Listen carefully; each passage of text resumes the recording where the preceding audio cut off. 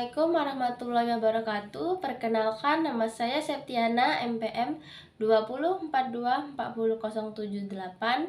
Baiklah, di sini saya akan membahas tentang dasar pertimbangan kurikulum 2013 dan kurikulum merdeka. Kemudian saya akan membahas tentang rasionalitas pengembangan kurikulum 2013 dan kurikulum merdeka. Nah, di sini saya akan membahas tentang dasar pertimbangan kurikulum 2013. Dasar pertimbangan kurikulum 2013 ada 5, yaitu yang pertama ada perubahan zaman dan perkembangan teknologi. Kurikulum 2013 dibuat karena dunia terus berkembang dengan cepat, terutama dalam bidang teknologi dan informasi. Oleh karena itu, pendidikan harus menyesuaikan dengan perkembangan zaman. Peserta didik perlu memiliki kemampuan berpikir kritis, kreatif, dan mampu bersaing dengan orang lain, baik di tingkat nasional maupun global. Kemudian yang kedua, yaitu meningkatkan kualitas pendidikan. Kurikulum 2013 juga bertujuan untuk meningkatkan kualitas pendidikan di Indonesia. Melalui kurikulum ini, siswa diharapkan memiliki kemampuan yang lebih baik dalam membaca, memahami ilmu pengetahuan, serta memiliki keterampilan berpikir yang lebih baik. Dengan begitu, siswa tidak hanya belajar teori, tetapi juga mampu memahami dan menerapkannya. Yaitu yang ketiga, ada keseimbangan sikap, pengetahuan, dan keterampilan. Dalam kurikulum 2013, pendidikan tidak hanya berfokus pada pengetahuan saja. Kurikulum ini juga memperhatikan pembentukan sikap dan keterampilan siswa. Artinya, siswa tidak hanya diharapkan pintar dalam pelajaran, tetapi juga memiliki sikap yang baik serta keterampilan yang berguna dalam kehidupan sehari-hari. Dan yang keempat, yaitu ada pembelajaran lebih aktif. Kurikulum 2013 mendorong siswa untuk lebih aktif dalam proses belajar. Siswa tidak hanya mendengarkan penjelasan guru, tetapi juga diajak untuk berdiskusi, melakukan pengamatan, dan mencoba berbagai kegiatan pembelajaran. Dengan cara ini, siswa dapat lebih memahami materi yang dipelajari. Kemudian yang kelima, yaitu ada penguatan pendidikan karakter. Kurikulum ini juga menekankan pentingnya pembentukan karakter siswa. Melalui pembelajaran, siswa diajarkan nilai-nilai positif seperti kejujuran, disiplin, tanggung jawab, dan kerjasama.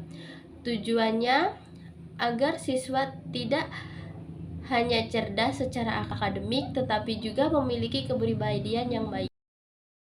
Dan ada dasar pertimbangan kurikulum merdeka. Dasar pertimbangan kurikulum merdeka ada 3, yaitu yang pertama ada dampak pandemi terhadap pendidikan. Salah satu alasannya dibuat kurikulum merdeka adalah karena dampak pandemi COVID-19. Pada masa pandemi, banyak siswa mengalami ketertinggalan belajar atau yang disebut dengan learning loss. Oleh karena itu, dibutuhkan kurikulum yang lebih fleksibel agar pembelajaran dapat menyesuaikan dengan kondisi siswa. Yang kedua, ada pembelajaran lebih fleksibel.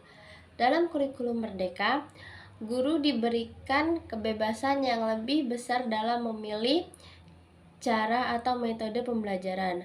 Guru dapat menyesuaikan cara mengajar dengan kebutuhan dan kemampuan siswa sehingga proses belajar menjadi lebih efektif. Kemudian yang ketiga ada mengembangkan bakat dan minat siswa. Kurikulum merdeka juga memberikan kesempatan kepada siswa untuk mengembangkan bakat dan minat yang mereka miliki. Setiap siswa memiliki potensi yang berbeda-beda, sehingga kurikulum ini memberikan ruang agar potensi tersebut dapat berkembang dengan baik. Baiklah, kemudian yaitu ada rasionalitas pengembangan kurikulum 2013.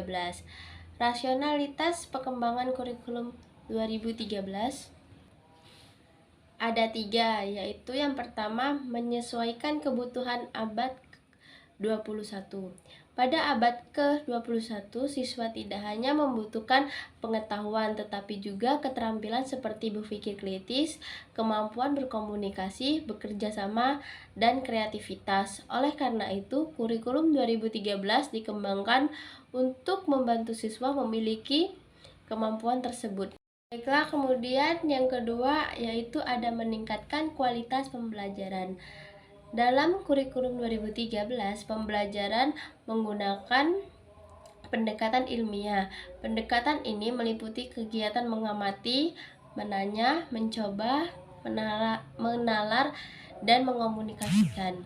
Melalui langkah-langkah tersebut, siswa dapat belajar secara aktif dan memahami materi dengan lebih baik.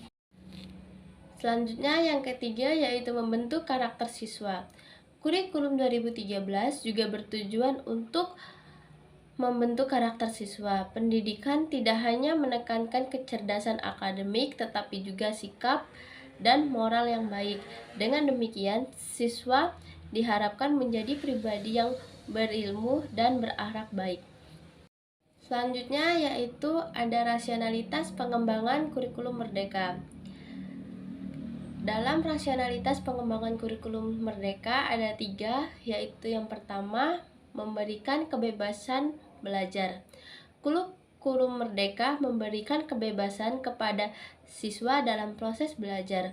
Siswa dapat belajar sesuai dengan kemampuan dan kecepatan masing-masing, sehingga pembelajaran menjadi lebih nyaman dan lebih maksimal. Selanjutnya yaitu yang kedua ada pembelajaran berbasis proyek.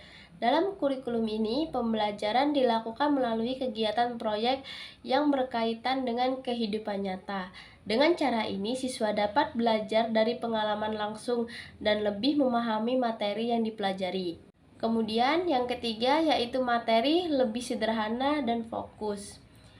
Kurikulum merdeka menyederhanakan materi pelajaran agar siswa dapat memahami pelajaran dengan lebih mendalam. Materi tidak terlalu banyak, tetapi lebih fokus pada hal-hal yang penting. Kesimpulan pada kali ini yaitu kurikulum 2013 dan kurikulum merdeka sama-sama memiliki tujuan untuk meningkatkan kualitas pendidikan di Indonesia. Kurikulum 2013 menekankan keseimbangan antara sikap, pengetahuan, dan keterampilan melalui pembelajaran yang aktif. Sedangkan kurikulum merdeka memberikan pembelajaran yang lebih fleksibel, sederhana, serta memberi kesempatan kepada siswa untuk mengembangkan potensi dan karakter melalui profil pelajar Pancasila. Itulah tadi penjelasan dari saya tentang dasar pertimbangan kurikulum 2013 dan kurikulum merdeka dan pembahasan tentang rasionalitas pengembangan kurikulum 2013 dan kurikulum merdeka. Semoga dapat dipahami dan saya akhiri. Wassalamualaikum warahmatullahi wabarakatuh.